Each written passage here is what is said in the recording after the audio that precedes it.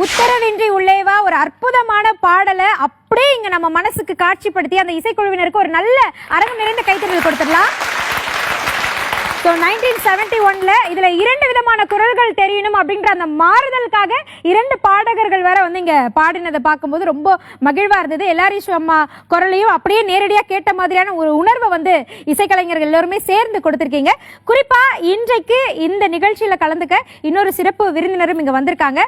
Verma doctor மரியாதைக்குரிய Florida Mercy அவர்களையும் ஒரு அரங்கம் நிறைந்த கைத்தட்டலோடு வரவேற்கின்றோம். டிஎம்எஸ் அவர்களினுடைய ஒரு மிகச்சிறந்த ரசிகையா இந்த நிகழ்ச்சியில் நீங்க பங்கெடுத்துக்கிறது எங்களுக்கும் ரொம்ப ரொம்ப மகிழ்ச்சி மேம். Thank you so much. இந்த தருணத்துல அங்க இருந்து நான் கேட்டு ரசிச்சுட்டு இருந்தேன் அந்த பாடலை. அப்படியே திரும்பி பார்க்கும்போது துரைக்கருணா சார் ஒரு மாதிரி ரசிச்சாரு, நம்ம பிரகாஷ் சார் வந்து இன்னொரு மாதிரி கையெல்லாம் அசைச்சு ரசிச்சுட்டு இருந்தாங்க. எப்படி இருந்தது இந்த பாடல்? உங்களுக்கு என்ன தோன்றது அப்படின்றத இப்ப நாங்க தெரிஞ்சுக்கணும்னு ஆசைப்படுறோம். கருணா சார், சுமார் 50 ஆண்டுகளுக்கு முன்பு இளம் பருவத்தில் இந்த பாடல்களை நம்ம கேட்டோம். அதை அப்படியே பிரதிபலிக்கிற வகையில் நம்மளை 50 ஆண்டுகளுக்கு முன்பு கொண்டு போன மாதிரி நம்ம பாடகர்களும் இசை கலைஞர்களும் பின்னணி இசை கலைஞர்களும் ரொம்ப அருமையாக பண்ணியிருக்காங்க. நம்ம இந்த விழா என்பது முழுக்க முழுக்க ஐயா டிஎம்எஸ்னுடைய புகழை பெருமையை பறைசாற்றுகிற ஒரு விழாவாக தான் நம்ம நடத்திட்டு இருக்கோம். கடந்த காலங்களில் அவர் கிட்டத்தட்ட ஆயிரக்கணக்கான பாடல்களை பாடினாலும் மனதில் உறைந்து போயிருக்கிற சில பாடல்கள் அதை இப்போ திரும்ப எழும்பி இப்போ கேட்குற மாதிரியான ஒரு உணர்வு நிச்சயமாக இருக்குது. டிஎம்எஸ் ஐயா அவர்கள் பிற்கால மும்மூர்த்திகள் சொல்லணும்ல, தியாகராயர், முத்துசாமி தீட்சிதர், ஷியாமா சாஸ்திரியர், இவர்களுடைய மறுவடிவம் நாங்கள். ஏன்னா பேர்லேயே அப்படி அமைஞ்சிருக்கு. T Thyagarajar, M Muthuswami Dikshitar, S Shyama Shastri.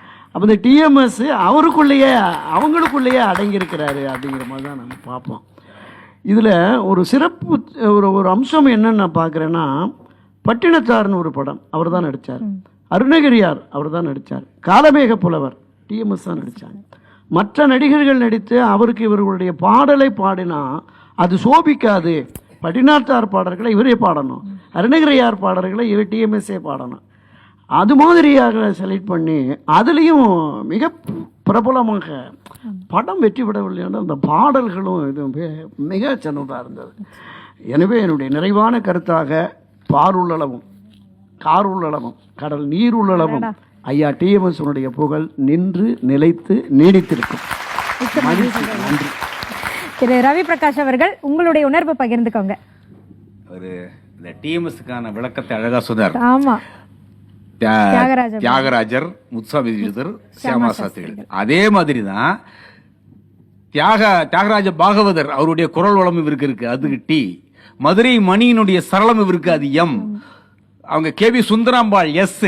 அவங்களுடைய தமிழ் உச்சரிப்பு இவர்கிட்ட இருக்கு, அதுவும் டிஎம்எஸ் தான். எல்லாருடைய குரல் வந்து ஒரு மின்சார குரல், அது நல்லா கரெக்டா அந்த குரலை கேட்ச் பண்ணி பாடினாங்க, ரொம்ப நல்லா இருந்தது. சுதா அவர்கள் ரொம்ப பிரமாதம். எல்லா பாட்டுமே அவங்க அந்த எல்லாரும் குரல் அப்படியே டைரக்டா எல்லாரும் இருந்து பாடுற மாதிரி இருந்தது. இதுல என்னன்னா எல்லாரும் சரி டிஎம்எஸ் காம்போ வந்து ரொம்ப அழகான ஒரு விஷயம். அது 2 பேர் மேட்சுமே பிரமாதமா இருக்கும். அதுவும் முதல்ல பாடிட்டே வருவாங்க. நமக்கு இந்த சினிமா பாக்குற போது என்னென்னமோ சீன் போயிட்டே இருக்கும். ஹீரோ உள்ள எப்ப வருவாருன்னு எதிர்பார்த்துட்டு இருப்போம் இல்லையா? அப்படி டிஎம்எஸ் எப்ப வருவாருன்னு வரும்போது பூமியில் அந்த நடுவுல அந்த நாகேஷுக்கு பாடின்னு வருவார். இதே மாதிரிதான் அந்த இந்த பாட்டு நான் ஒருவர் சந்திப்போம், அதுல கூட ஃபுல்லா எல்லாரும் சரி பாடிட்டே வருவாங்க. நான் தொடர்ந்து போக என்னை மான் தொடர்ந்தது என்ன நடுவுல வருவாரு. இந்த கல்யாண வலையோசை கொண்டு கூட அது எப்படா டிஎம்எஸ் வருவாரு நான் தவிச்சுட்டே போயிட்டேன். கல்யாண வலையோசை கொண்டு நடுவுல வரும்போது பிடிச்ச கைகள் அந்த மாதிரி அந்த ஒரு ஹீரோ என்ட்ரன்ஸ் வந்து இவருக்கு வரும். இந்த பாட்டை பொறுத்த வரைக்கும் ஹீரோ வந்து ரவிச்சந்திரன், அதுக்கு வந்து எஸ்பிபி தான் பாடினார். இவருக்கு அந்த ஹீரோவுக்கு பாடணும், இந்த துணை நடிகருக்கு பாடணும், அந்த பேதமே பார்க்க மாட்டார். தன்னுடைய பாட்டு தன்னுடைய பர்ஃபார்மன்ஸ் நல்லா வரணும். நாகேஷுக்கு பாடுறாரு, பிச்சுட்டார், ரொம்ப பிரமாதமா பாடினாங்க. ஆர்கெஸ்ட்ரா குழு அப்படியே அந்த பழைய இதை கொண்டு வந்தாங்க, ரொம்ப ரசிச்சு கேட்டாங்க. நன்றி சார், நன்றி. குரல் கதாநாயகன் அப்படின்னு நீங்க சொல்லிட்டீங்க. சொக்கலிங்கம் ஐயா அவர்கள் இந்த பாடலை ரொம்ப ரொம்ப ரசிச்சு பார்த்திருக்கேன். சித்ராலயா கோபுவனுடைய கைவண்ணத்தில் உருவான படம். அது இல்லாம இந்த மியூசிக்கு ரொம்ப ரொம்ப பிரமாதமா இருக்கும். பர்டிகுலரா டிஎம்எஸ் மாடுலேஷன் இருக்கும் பாருங்க, ஒரு பாகவதர் மாதிரி பாடி அதுல திரும்பி வருவார் பாருங்கள.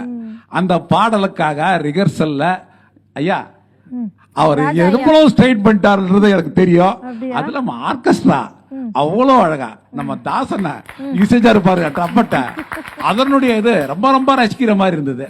இந்த நிகழ்ச்சியானது சுருக்கமா சொல்லணும்னா பக்கத்துல வாங்க. அந்த காலத்துல எல்லாம் சொல்லுவாங்கல்ல டைம் மிஷின், அதாவது அந்த காலத்துக்கு போயிட்டா எப்படி இருக்கும், ஆ. நினைச்சு பார்த்தா எப்படி இருக்கும் அப்படின்னு சொல்லுவாங்க. ஒரு டைம் மிஷின் சொல்லுவாங்கல்ல, அந்த டைம் மிஷின் நிகழ்ச்சி தான் இது. ஆமா. ஏன்னா ஒரு 50-40 வருஷத்துக்கு முன்னாடி அப்படியே கொண்டு போயிட்டு எப்படி டிராவல் பண்ணோம், நம்மளுடைய எண்ணங்கள் நம்ம ரசிப்பெல்லாம் எப்படி இருக்குன்னு சொல்லி அந்த செஞ்ச நிகழ்ச்சி தான். அந்த முயற்சிக்கு பர்டிகுலர் இந்த பாட்டை நான் எதிர்பார்த்த விட ரிஹர்சலில் ரொம்ப கஷ்டப்பட்டீங்க. பட் இருந்தாலும் அந்த குவாலிட்டி வரணுன்றதுக்காக அடம் பிடிச்சி நீங்களும் என்னுடைய ஆசைகளுக்காக நீங்க ஒருங்கிணை ஒத்துழைச்சிங்க பாருங்க. அந்த அதுக்காக என்னோட நன்றியை தெரிவிச்சுக்கிறேன். ரொம்ப நன்றி, ரொம்ப நன்றி சார்.